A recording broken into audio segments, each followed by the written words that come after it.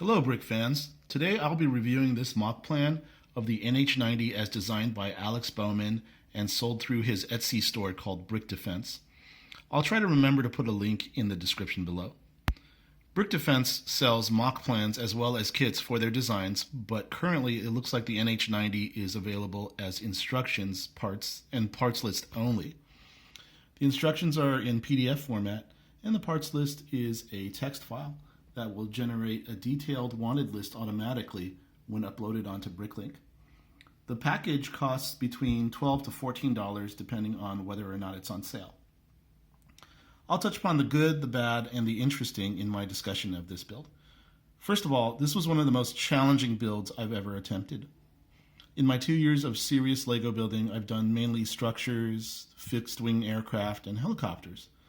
Helicopters are usually the more complicated projects, and this one was probably the most difficult or second most difficult I've ever done.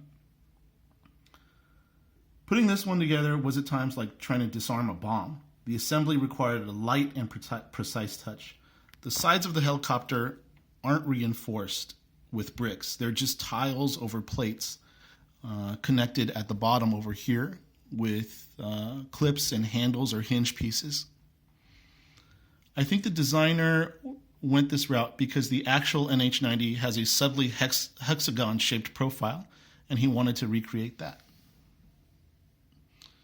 I don't know if you can see it in this right now, but the walls of the helicopter aren't exactly straight. They kind of go in a little bit, and the designer wanted to recreate that by just having panels and hinges to hold these panels in place instead of having bricks in the back supporting the walls.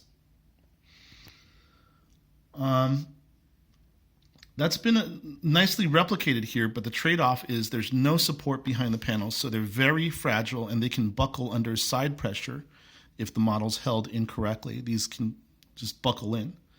The only thing holding up the roof of the helicopter is 4 beams inside the structure. And those two are prone to buckling if too much pressure is put on top of. So when I was adding these pieces on top of the roof of the helicopter, it was, if I didn't do it carefully, the roof could have caved in.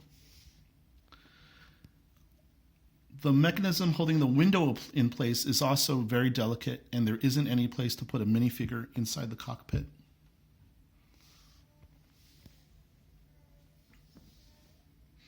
The model also doesn't feature any working doors.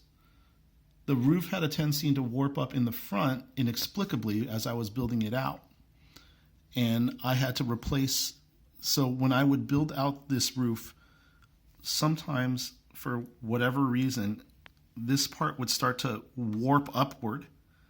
And I don't know, I had to rebuild the thing quite a few times and change out the supporting piece until finally I found a piece when I started putting more stuff onto there, it wouldn't make the roof warp out. This thing blew up, fell apart, or imploded on me quite a few times before I had a firmer grasp of the design and learned how to work around the stress points. But after overcoming my initial learning curve, the construction proceeded smoothly. The original design featured a dark green, dark brown, and black exterior. I chose to replace the dark brown pieces with dark bluish gray since I have almost zero dark brown Legos. Some of the dark green pieces were expensive on Bricklink. Notably, the design called for 1x6 tiles and 1x2 tiles in dark green. In these cases, I either replaced them with double the number of 1x3 tiles and replaced the 1x2 tiles with double the amount of 1x1 tiles, or I swapped out the dark green tiles with dark bluish gray tiles.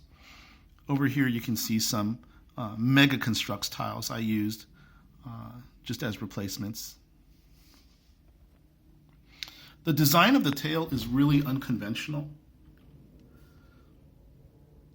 Instead of having one stud bricks, like you see in other models, it's actually made up of a framework of hinge pieces and tile pieces that clip onto the frame.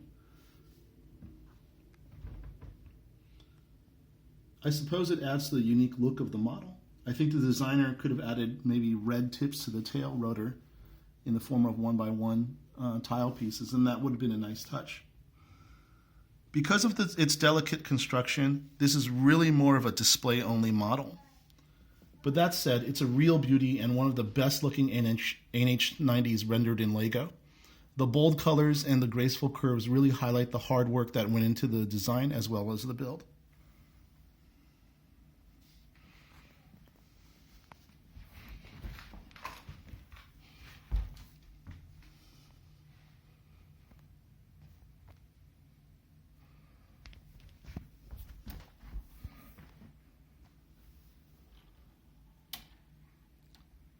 Thank you for watching.